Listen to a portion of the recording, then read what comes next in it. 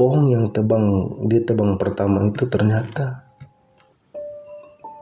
menimpa ini si pemilik kebun.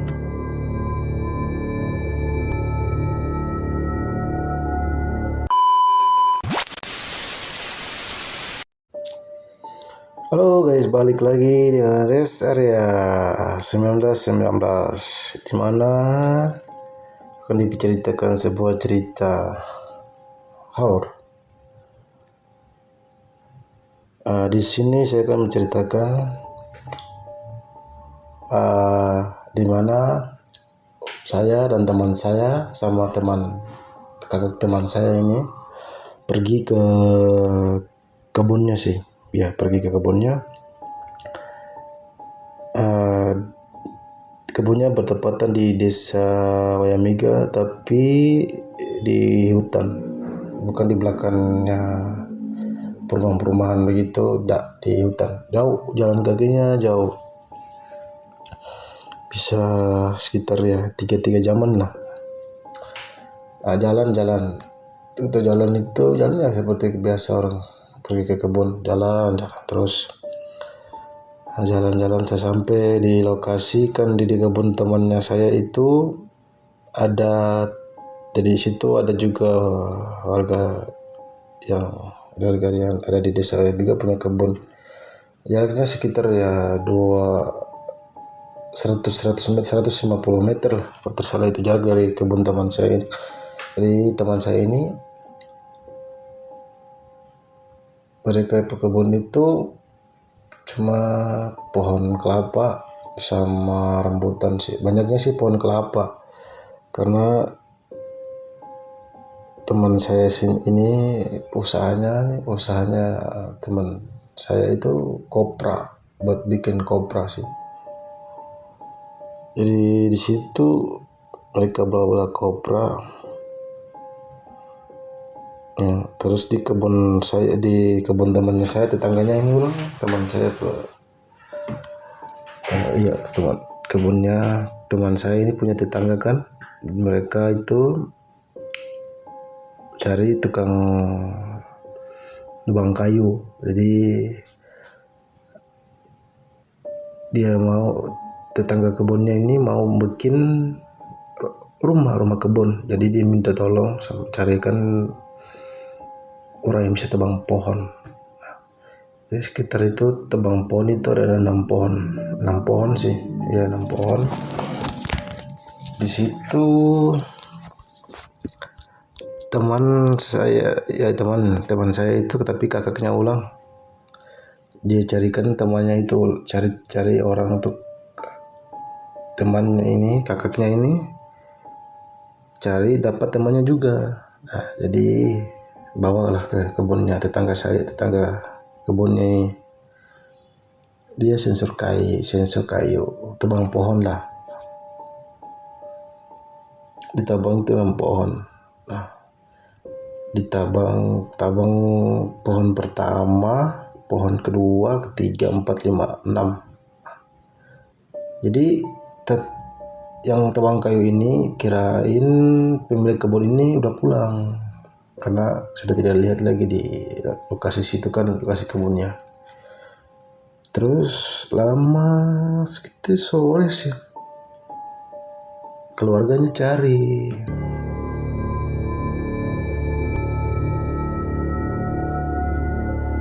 ini si yang punya kebun nih. Dia cari, nanyain ke pulang. Suaminya sih belum pulang, katanya suaminya belum pulang. Terus katanya sudah pulang tak. Lalu teman saya sama kakaknya ini cek kan ke lokasi kebunnya, ya, ternyata ada motor. Mereka cari, panggil tidak ada suara. Nanti biasanya di sini di Wayamiga itu kan biasa kan ada makhluk gaib kan, yang istilahnya bisa sembunyiin orang, simpan tuh orang, atau kayak begitu, kayak tangkap itu orang lalu sembunyiin orang itu biar tidak bisa dilihat oleh keluarganya kan kayak gitu kan. Kita cari lagi di sini, saya dan teman-teman saya sama kakaknya sama kakak keluarganya, sama keluarga teman saya ini kan cari sampai malam sih tidak ketemu. Nah, terus cari-cari kayu itu yang ditebang itu sudah ditebang semua, terus saya banyak ya cabang-cabangnya sudah dipotong-potong. Terus yang tukang sensor kayu ini lihat, ternyata pohon yang dia tebang pertama itu ternyata menimpa ini si pemilik kebun.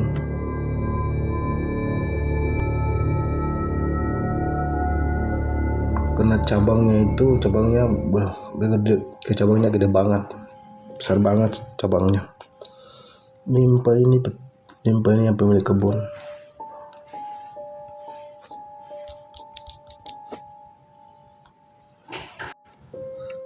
Kayu ini yang tukang tabang pohon ini ternyata menimpa ini tukang pemilik kebun. Jadi tertimpa dengan pohon besar itu.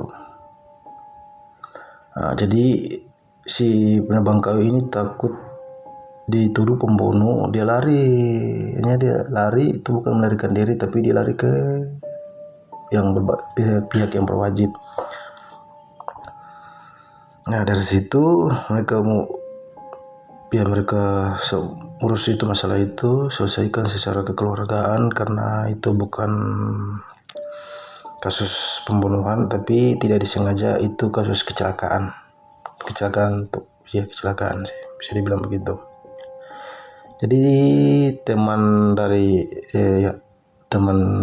saya kakaknya ini punya temannya ini selamat, jadi dia tidak dilaporin atau tidak ditangkap.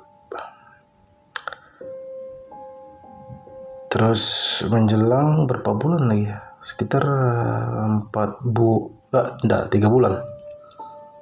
3 bulan itu kita balik lagi ke saya balik lagi ke teman saya punya kebun ini, diajak saya lagi.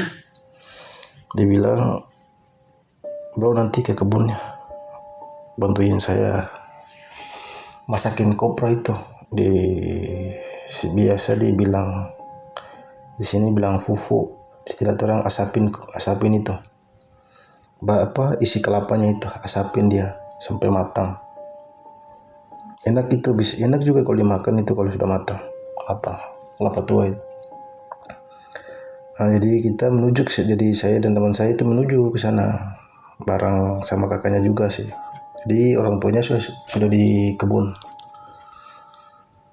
lagi panen kelapa, belah kelapa panen tuh biasa mereka keluarin dari batoknya isi kelapanya itu, terus mereka asapin.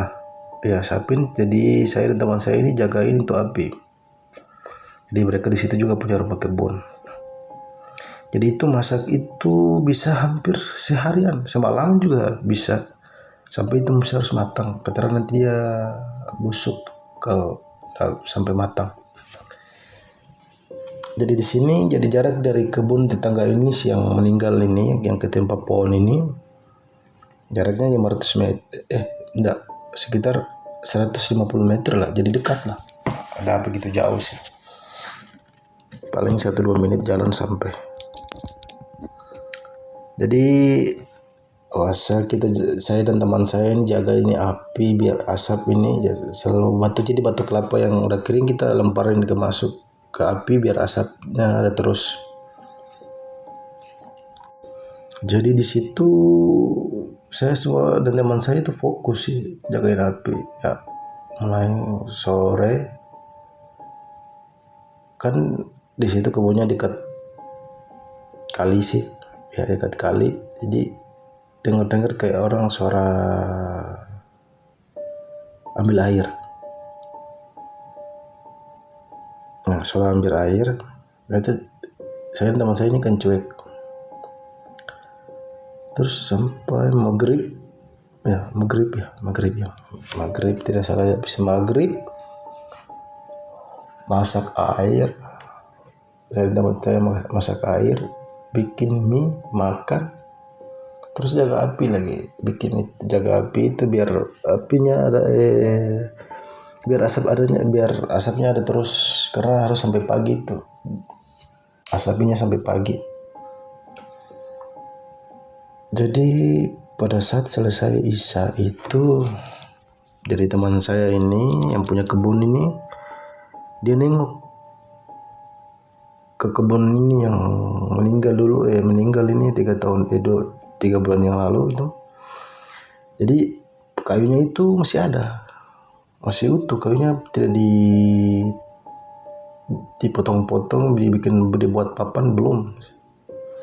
Karena kebun itu sudah pada saat itu pemilik kebun itu meninggal, jadi kebun itu sudah tidak diurus lagi sama keluarganya, karena mereka sih takut kayaknya sih begitu sih. Kalau kira-kira saya sih mereka takut, karena kesana lagi sama teman saya itu tidak ada orang sedikit pun, rumputnya sudah tinggi, tidak ada yang ngurusin kebun. Nah, setelah itu teman saya lihat dia manggil saya, bro, coba kamu lihat sana itu. Mana? Saya lihat gini, apa? Jadi dia kayak cahaya itu bukan cahaya putih tapi agak kemerahan, seperti kayak menyala api sih gitu. Cuma dia mereka kayak bakar damar, kayak lelehan lava begitu kan. Dia netes-netes begitu. Jadi saya ini sudah panik ini, sudah mulai panik ini kan, takut kan, mana kami di bawah lagi. Jadi rumah dan tempat kopra itu, tempat buatan asapin kopra itu tidak jauh, sekitar ya 2-3 meter lah jaraknya itu. Jadi pikir aduh. Jadi dia nyala itu pas di kayu yang menimpa ini, si pemilik kebun ini kan apinya di situ. Cahaya itu ya, api, bisa dibilang api sih, nyala api. Tapi pandangan saya sih ke api itu terus, karena takutnya sampai tiba-tiba dia menuju ke arah saya dan teman saya kan, bisa gawat kan. Saking panik nanti saya dan teman saya kan bukan lari ke rumah tapi ke arah lain kan. Jadi fokus kami ke situ. Jadi dia di kayu yang ditebang itu, habis dia pindah ke pohon kelapa. Dia pindah sekitar 30 menit lah, lama di situ. Dia balik lagi ke tempat situ, di tempat menimpa si korban, si pemilik kebun. Dia balik ke pisang, sambil kami pandang tapi telinga kami ini kan fokus untuk pendengaran. Tiba-tiba ini ada yang kan terdekat sama kali kan.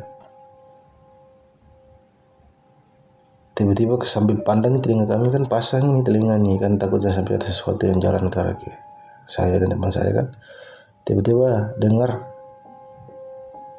orang lagi kayak nimba air gitu di kali itu situ kan, nimba air. Karena kami dengar suara air. Terus saya sentuh teman saya, kayak colek teman saya, bro. Ya saya bilang, bro, kamu dengar gak? Ada yang di kali situ.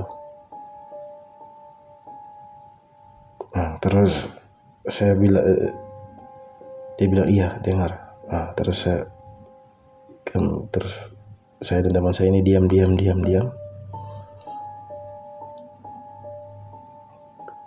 Saya tidak fokus ke cahaya ke api itu lagi, karena api itu cuma pindah ke pohon begitu. Tidak lama ini si teman saya ini orang tuanya manggil suruh naik ke rumah cepat. Nah, di situ kami buru-buru naik. Sambil kami naik ke rumah situ, rumah kebun, ayahnya turun itu taruh batok kelapa itu, taruh ke api itu biar asapnya ada terus, taruh full. Dia naik, orang tua teman saya ini naik lagi. Naik terus dia cerita, lihat enggak cahaya tadi? Lihat terus dia teman orang tua saya bilang, terus lihat enggak orang yang jalan di belakang kalian?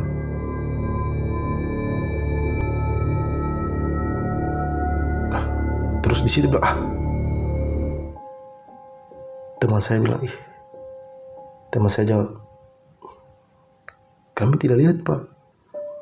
Makanya itu, terus orangnya bilang, makanya itu kenapa papa suruh naik ke rumah, karena itu. Nah, jadi rumah itu kan dekat jalurnya itu, jalur ke kebun si pemilik kebun yang udah meninggal nih. Kirain saya yang lihat, padahal di situ teman saya teman kakak saya, orang tuanya sama orang tua perempuannya itu lihat. Jadi yang pemilik kebun ini dia jalan sambil megang air, bawa air. Tapi pada itu sudah meninggal sudah 3 bulan yang lalu. Katanya di situ arwahnya sih masih penasaran, nggak tahu sih kata orang-orang yang miga di situ kan. Jadi sampai tengok terus itu si pemilik kebun itu, pas dia masuk dia menyentuh pagar batas kebunnya itu hilang. Nah di situ takutnya jangan sampai saya dan teman saya sakit, orang tuanya suruh tidur. Ya sudahlah, orang tua yang suruh lagi karena gila tidur lah. Jadi kami baring-baring lah di situ, baring-baring, tapi tahu kan kayak begitu dia tidak bisa tidur kan. Itu dengar lagi orang nangis, terus suara minta tolong.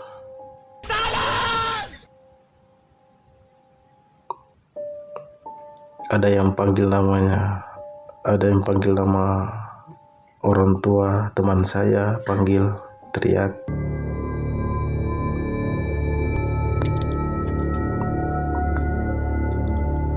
Di situ saya dan teman saya sudah ketakutan banget sih, karena orang yang kita lihat meninggal waktu meninggal itu ternyata masih jalan-jalan seperti itu di kebunnya, itu masih bergentayangan di kebunnya sih begitu. Jadi pikiran saya, aduh ini kalau dekat sama jalur jalan ini saya sudah pulang. Jadi saking takutnya sih tidak bisa tidur sih sampai pagi sih. Pagi itu diceritakan itu orang tuanya kan, kita kan baring, orang tuanya tuh duduk sambil ngopi kan, sambil perhatikan ini apa asap kopra yang mau dimasak ini kan. Jadi tinggal petua saja, yang entua saja bapaknya teman saya ini yang turun, dia lihat, yang perhatikan ini api biar asap terus. Di situ orang tua teman saya ceritakan malam itu kejadiannya ada yang di bawah di samping rumah jalan, ada yang minta tolong. Itu kalau minta tolong itu saya dan teman saya dengar. Terus ada yang manggil nama orang tuanya teman saya itu dengar. Kita jawab begitu kan. Terus yang saking berhentinya saya itu, almarhum yang meninggal ini, yang sudah 3 bulan ini datang ke rumah kebun teman saya ini. Tahu kenapa? Orang tuanya bilang dia minta rokok sama garis macis biasa dibilang macis, di orang sini bilang macis, rokok sama korek. Dia pinjam rokok sama korek, diminta rokok sama korek, dia bakar itu rokok, nyalain itu rokok. Orang tuanya takut kalau dia panik, otomatis semuanya akan panik. Terus di saat itu si almarhum ini bilang terima kasih kepada orang tua teman saya. Terus dia bilang, orang tua teman saya bilang ya sama-sama. Terus dia masih bilang seperti bilang, yang korban almarhum ini bilang, Pak panen banyak ya. Iya, bilang begitu, panen banyak ya kooperatif gitu. Saya bilang astaga, kejadian begitu masih ada lah gitu. Itu betapa di desa Wayamiga, seram banget sih cok. Sampai saking seramnya sampai tidak bisa tidur. Tidur jam 4 tuh. Jam 4 atau setengah 4 itu tidur itu. Memang angker banget sih memang. Super. Karena tinggal di kebunnya, tinggal bersampingan dengan orang yang udah meninggal kan. Ya, terima kasih. Mungkin sampai di sini sudah ceritanya. Oh ya, dan cerita ini dibawakan oleh jadi cerita ini diceritakan oleh Bung Alwi. Ya, Bung Alwi. Ya, terima kasih juga buat teman-teman yang udah nonton. Semoga terhibur dan jangan lupa subscribe. Kalau teman-teman juga punya cerita yang mau diceritakan seperti Bung Alwi sama Bung Gufran, bisa kirim ke nomor kami yang ada di akhir video ya. Terima kasih.